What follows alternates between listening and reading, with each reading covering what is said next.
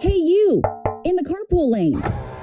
I know you're waiting for the podcast to start, but first, can we talk about that car? It's time for an upgrade, and we know the best place to buy it. Vandergrift Toyota, Honda, and Acura. You'll get a great deal on a dependable new or pre-owned family car and the best price for your trade. For more than 20 years, Vandergrift has attracted customers from across Texas with their award-winning service and exceptional selection. Plus, you can feel great about your purchase knowing Vandergrift supports local schools and charities with thousands of dollars in donations. Come for the sale, stay for the service. First-class service only from Vandergrift.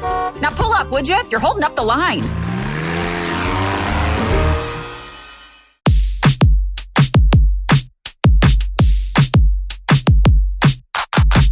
It is No Gifts, Please, the parenting podcast by the pair with no real gifts, but a whole lot of gumption. I'm Steve Noviello. Hey, everybody. I'm Jenny Anchondo. Okay, so here we are back again. Good to see you. I was just at your baby shower, sprinkle for number 2. Recently. And I got to say, you're surrounded by a lot of love in your life. I definitely felt the love. There was I was the only boy there, by the way. You were. Because I'm a good enough friend to Doug to tell him, please don't come. I know you don't want to come. Doug's gift was you don't have to attend. But I will say when I got there and I was lured is the wrong word, but I'll use it because you were like, well, Heath will be in attendance. He was not in attendance when I arrived. But he did show up. Fine. I was like, and luckily I know some of your girlfriends, some of them I hadn't seen in a long time. And you have the gift of gab. I mean, that's how I got all the girlfriends there. I said, listen, I know nobody really wants to spend their Sunday going to Baby Sprinkle, but Steve's going to be there. And they're like, okay, so, fine. Come on in. I mean, yes. It's so funny. I always forget, everybody was in their floral dresses and the whole. Yes. I had a pink shirt on. I was like, I'll put on a pink shirt. I thought you were perfectly dressed. I had on giant pink caftan. I know. I loved it. From this designer, Amy Hawley, who's local. I loved it. Thank you. I loved it. I just felt like I needed something very over the top. It was, and I'll make the reference even though I know you don't watch television. It was very Helen Roper, but in the best possible way. So you can Google that after today's show. Okay, so let's talk about today's show. So we have a fun game today. Yes. Okay, so it's called Reel 5, and here's the rules. You have a real 5 seconds to answer 5 real questions. That's it. 5 seconds for each question. Okay, rapid fire. Do you think you can do it? And then here's from the thing, that, though, I have beef with this, Steve, because the reason why we wanted to do a podcast was because we have been held. We had been held by TV news parameters for so many years and not allowed to speak for 20 minutes straight. And now here I am back to the 5 seconds of crosstalk. However, I am up for the challenge. Okay, so and here's the deal: as a gift to you, you can choose one of the questions as kind of will become our bigger topic for the day, right? So if you're like, oh, I really wanted to double click on that one, yes, that's what we can do. Double click. Ready? I even have some. I feel nervous. Why do I feel nervous? I don't know. They're easy. Well, they will get progressively harder. And so I wrote some for you. You wrote some for me, but we didn't really tell each other what the parameters here was. So I'm kind of excited to hear yours. Mine get progressively harder. And by the way, for those of you, we're several months at this point into this, I think it feels like, we've not introduced Spider, who is our producer, who's over in the booth. So you may hear us interact with him a little bit. So Spider, I sent you a track. Let's get music on the clock, and away we go. You ready? This is why I'm nervous. This is the Spider music. I picked up some game show music. All right, you ready? Yes. Here we go. I'm inclined to cheat because I can almost see your laptop. Okay, ready? I'm watching the clock. Okay. Question 1. Okay. Name something you love about being a mom. Early mornings, bedtime, everything. Name something you feel like you're supposed to love, but secretly you do not. Decorating classrooms. The number of times a day you have to raise your voice at your daughter. 1. Wow, really? Not. Oh, gosh. Sorry, daughter. Name a character asset you hope you've passed down to your daughter. Resilience. Name a character defect it appears you have passed down but wish you hadn't. Oh, being self-critical. Okay, very good. Yeah. Those were good. That wasn't too hard, was it? It wasn't. But of course I wanted to elaborate. I wanted to say, hold on, stop the music, because I want to tell you my whole life story, but this is fun. That was good. Okay, are you ready? I'm ready to go. Are you ready for these? You start the clock, start the music, and here we go. Some of mine are not really related to parenting at all, which I realize this is a parenting podcast, but I was kind of thinking some of the people who maybe have never met Steve, but have watched him in media for all these years, might have some of these same questions. Oh, okay. And that's fair enough. I don't know if you can get him done in 5 seconds, but here we go. Okay. Spider, the music, please. Go ahead. How do you deal with parenting when you're working the early morning shift? I get home before they get out of bed. Perfect. Favorite junk food? Pizza. What do you make for dinner when you don't want to cook? Pizza. Of course. Biggest pet peeve? There's so many. This is the stumper. If I had to choose one, I don't know. I honestly don't know. Oh my gosh, he's annoyed at all of us, you guys. Favorite thing about Jacob? So kind. Favorite thing about Hudson? So funny. I totally agree with both of those on both funny. your boys. Yeah. I think that might have been 6 questions, but like the people need to know. So then my pet peeve is people who don't know how to follow the rules with 5 questions. Sorry, you already stuck with me here. I'm on the graphic. Okay, now we get to choose what we want to double click on. So I would like to double click on, do you seriously not raise your voice more than once a day, if that? Yeah. And when I say raise your voice, I mean because she's so compliant, or because you are just like Mary Poppins about how you talk to her? I'm not Mary Poppins. You know who Mary Poppins is, right? Yes, okay, yes. Just making sure. Iconic. Wow. Yes, I have her bag. I do have her bag. Here's the thing. Brighton is much more of she's more of an emotional puzzle, right? So our dealings are much more, she wakes up and has had a dream about something that is so deep to process before school. Or like, those are my parenting challenges. It's not so much like getting her to do the things, or really, or it'll be like, hey, did you, for example, she's been borrowing my blanket. I mean, Steve already knows I'm crazy, but I use this EMF-proof blanket on my stomach to protect the baby because I'm in a TV studio all day and there's just all the stuff. Brighton, of course, of all the blankets in the world, she has started to. She has an affinity for that one. She wants the one little, the one thing I want. The one tinfoil hat blanket that we have. And so I've told her, you can totally use it every night, but you have to bring it back to me because I take it to the TV station the next day. And when I get back that night and I'm like, hey, you didn't give it to me, she beats herself up. It's not like, hey, you need to remind. Oh, really? She's like, I know. And so she'll spiral. Down. No, truly. I mean, she'll spiral. So it's like we're dealing with the emotional pickup from that. Heath will.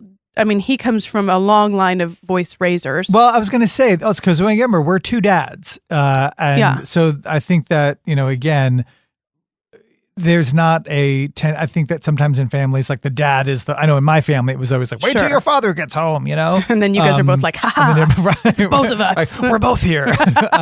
So I think that maybe that's why it escalates a little more. Do you think that, is that with you and Heath? I mean, is he, when he comes home, is it more of a, Brighton, I said, put your shoes on? He will a little bit, I guess. So we do like the reverse consequence.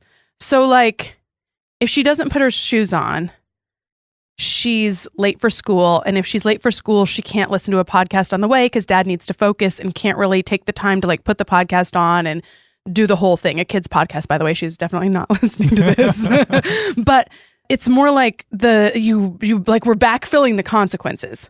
Or if I'm taking her, shoes is like always a thing, right? God, and wait, can Jacob and Hudson tie their shoes? Well, we have a slip-on situation, so that's fine. Jacob's very interested in tying right now, so bathrobes, shoes, whatever it is. But like and I'm not, Jacob particularly, and Hudson too, but Jacob is a very astute kid. I mean, he understands and absorbs. He remembers things from I will mention something and like days later he'll bring it up in great detail. I right? love that. I mean, he's got an incredible mind. We just had parent-teacher conference and the teacher was like, listen, you need to test him for tag. And I mean, he's very academic. I knew it. He's going to graduate next year. I knew it. I called it. I hope not. God, I hope not. So like this morning, it was a good example. Like they were sitting there and they were allowed to have some screen time before we were leaving because we've got kind of a new morning schedule. And I was like, okay. But the deal was you had to do these like 5 or 6 things before that was going to happen. And one of the things that I asked him to do was put on his shoes. And of course they didn't. And I was like, hey, buddy. So no screen time. Well, it had already kind of started because I didn't watch. I mean, 101.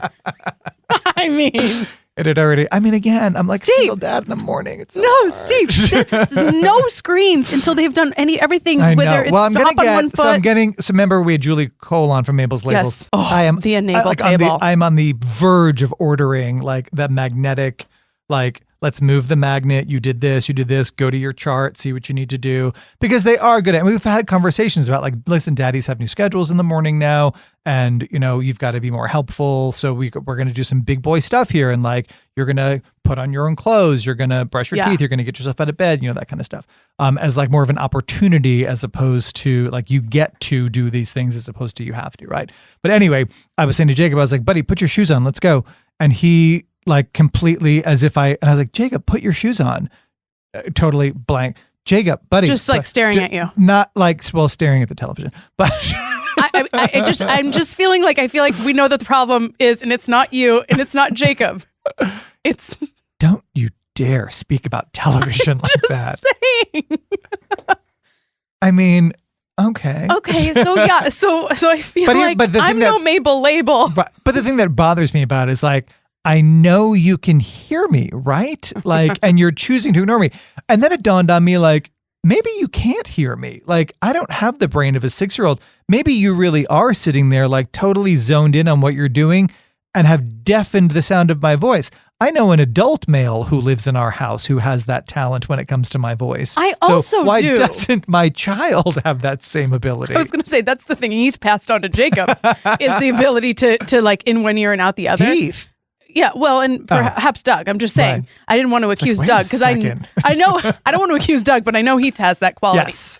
But and sometimes that drives me nuts. It drives me insane. It does. I'm like, guys, I'm not going to ask you. I shouldn't have to ask you 3 times to do the same thing. It drives me insane. I feel like no TV until. Well, I will say, so with Hudson this morning, I was like, buddy, where are you going? He's like, I want to go downstairs and watch a show. And I was like, no, we have to get dressed. So of course he went downstairs to say goodbye to Doug because he was leaving for work. And then he's down there calling for me. And I was like, what's up? And he's like, I want you to come downstairs and dress me. I was like, no. We've been through this. You have to come up. Your clothing is located where I am. You have to come, but I want you to come dress me. No, like, I don't know who you think you are. I know. Were there a lot of buttons? He came up and no, he didn't even have the clothes. He was sitting downstairs in his pajamas. So then he came back up and I dressed him, and then, his mood totally changed and we were good to go. Right. I threw some chocolate chip waffles in the toaster and we're off with the day. That does solve everything. I'm curious to know, I'm guessing you're somebody who sets out the outfit the night before. No, I don't. No, and maybe I should. The only time that I set out the outfit the night before is that when my day job, on the days that I am there at 3:00 in the morning, I set out my suit the night before. Generally also because the woman that I work with texts me and tells me what color she's wearing and she likes to coordinate. So, which honestly she's like, am I being like a total Monica about that? Like from Friends? And I was like, no, it's one less decision for me. It's so fun. So like, tell me what color you're wearing and I'll just pick the tie to match. When I was in Indianapolis, my co-anchor and I did that too. And it was honestly fun. It was for sure. It's I love it. Fun. And I think that's why he liked it too. He's like, okay, well, right. Just pick it out. I am shocked that you don't. I thought for sure you or Doug was, because your boys they always have like a matching set on. They're not haphazard looking. See that? And I think they are sometimes. You think they're haphazard? Yeah, sometimes. Well, today, no, they look super cute. They both had new pants on and a cute shirt. But Jacob also likes to ask Alexa in the morning what the weather is. Wait, and then instead of watching you? Well, I'm not the weather guy. Well, I mean, just your production. Your TV production. But the colleagues that you work with in the morning. Well, but that would require turning on the TV. Well, there you go. And now here we are back in. Which we're not going to do until. But to your point, though, like oftentimes people will ask me after I come off the set from 2 hours, and they'll be like, "What's the weather today?" I'm like, "I couldn't tell you." Which then brings me back to Jacob's tuning me out. Like, I mean, they must do the weather report 20 times in 2 hours at least, and I'll be like, what's the weather today? As if like somebody was not just saying it in my ear for the last 2 hours. And it's such a meteorologist's pet peeve. It's such a pet peeve of theirs when the anchor does that, but you can't help, you're looking through scripts and things. Well, I'm usually gossiping with the person next to me, but I'm also looking at scripts, right? Or reading through the school emails. Something other than checking the weather. So maybe I've solved my own problem here. Much like my son can totally tune me out, I have the ability to do that during the weather report. So I guess I guess it's going to be. I just feel like I raise my voice a lot and I really hate it. And I try and take a different tact. And when I say raise my voice, I mean, I'm not like screaming at these kids. I mean, I get But it. here's the thing. And with Jacob, he will get really sad about it because he feels, I think that he's like let us down somehow, that we're now yelling at him about, whatever. And I'm like, no, like you brought this on yourself. I asked you to do this 6 different times. Had you done it the first time, we would not have this problem and we could be, doing whatever other fun thing, we're doing. That's how Brighton is. She spirals. And she'll be like, I know, she'll go super, super deep. Like, I'm a bad person. I did something bad. I mean, yeah. Really? Yeah. So so it's not as much necessary to say it because she doesn't want to. So you're a terrible parent also. Yeah. Okay, no, perfect. exactly. My child feels like a bad person when I say, did you put your shoes on? And she forgot. Yeah. Right. And we also don't feed her until she's done her, like completely ready for school. I think you can get okay. No, I mean, she will always eat before she goes to school, but she also always has clothes on. So she doesn't get like, she kind of starts in her room and she can come out of her room when she's dressed and brushed her teeth. I think we need to choose better words. If anybody from CPS is listening, please understand that Jenny does not lock Brighton in her room without food or drink for any amount of time. Because we're fighting the uniform battle, which, we're on year 3 of the uniform. So getting ready should be easy for you guys because her clothes are picked. Except for that there is beef with the uniform every day, even though it's the same uniform. She has started to wear, and if anybody dares to email, where the school I'm going to, and dares to email to fight against this, we will fight you back, because she has saw that the boys are wearing the soft polo shirt, whereas the girls wear the crisp Peter Pan collar, and it's not comfortable. And she doesn't like the way it touches the arms. Like, it's a whole thing. It's made me, I've thought we need to get like sensory help. It's not the most organic material in the world. So she said, so-and-so and so-and-so and so-and-so, the boys, they all wear this polo. It's also white like mine. I want to wear that polo. So she's been wearing the boys' polo. No one said anything. It's just the compromise.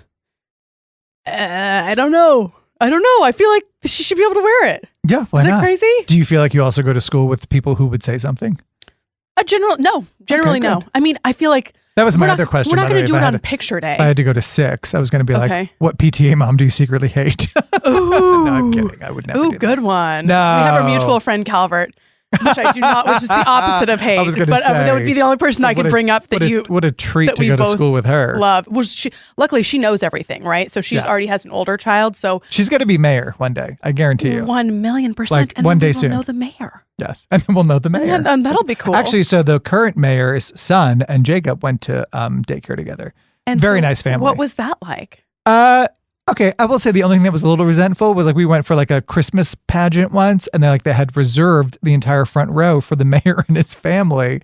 I was like, well, I feel like, we're all kind of equals here at the daycare Christmas pageant. And if we weren't all equals, wouldn't it be mayor and media? Right, exactly. I didn't say it, but surely there's some sort of like press pass for the Christmas pageant, right? Yes, you had to just bump elbows with everybody to kind of get to the front, right? I do love the new scenario that they're doing, and I don't know if you all have done this with the boys' performances, but where they'll let the moms and dads come to reserve the front row so that you go to the front. So here's my pet peeve. And if you're listening, I hope you are listening, because here it is. So Hudson is involved in some sort of like dance program at his school, and he loves it. Those suspenders. At the very beginning, it's everybody, and then like they kind of like drop out. So like it's not a ton of boys, but like he is there and he loves it, and he's got another one coming up. And I always forget. So you go to this performance, and there's an aisle down the middle, and there's all the folding chairs set up, and it's okay if you don't sit in the front, because generally what you will do is populate the aisle and like for the different classes. People are very cool. Or reserve the front row for the people who are performing at that second. Oh, which is an even better idea, right? But people come and they kind of camp or whatever. The woman who is in charge of this program that my background, I've watched my mom put on recitals at her dance studios for years, and in the wings, like an actual rockette, by the way. Right. On the sides is where they remind the kids the steps. This woman stands dead center in the aisle, in the middle aisle, like in front. The owner?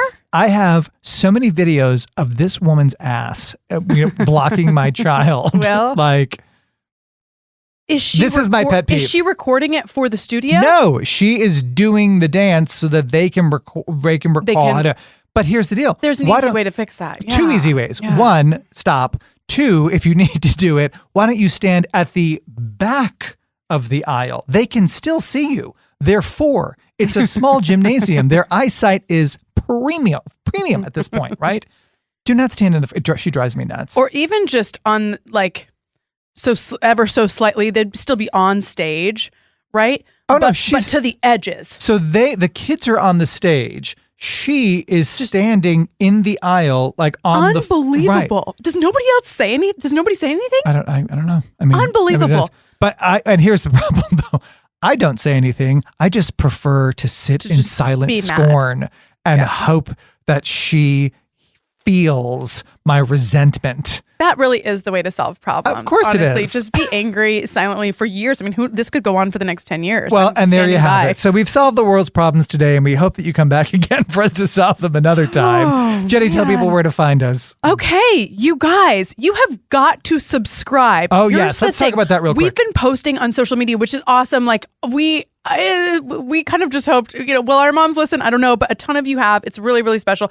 In order to if you're new to podcasting, and we actually do have a fair amount of people who are new to podcasting entirely, in order to get the episodes each week, they release Tuesday mornings, you have to hit the subscribe button within your app. Otherwise, you will think we never created another episode, but we are doing them every Tuesday. Yeah. So because we add about 1,000 people, each week. I mean, that's our goal. And we come to it or come close at least. But the trick is, you're exactly right. Like we're on Spotify, we're on Amazon Podcasts, we're on Google Podcasts, we're on iTunes. We've got the video posted on YouTube because sometimes I forget and we make references to things that we're showing each other and people can't see us because it's audio. But hop onto one of those platforms, click subscribe if you're so inclined to leave a review so that we can make sure that we get to keep doing what we love. Yes. And the other call to action is please tell us what you do when it comes to yelling at your kids. Do you have a magic bullet? Do you have a certain scenario? Are you the expert? Like, do you have 10 kids and you've got it figured out? Or maybe you have no kids, but you still have it figured out. There's those people too. Let us know. You can leave that in the comment section and just let us know. We'll read some of those comments on future podcasts. In the meantime, click subscribe and find a friend you do not have to clean the house for. All right. Sounds good. We'll see you next time.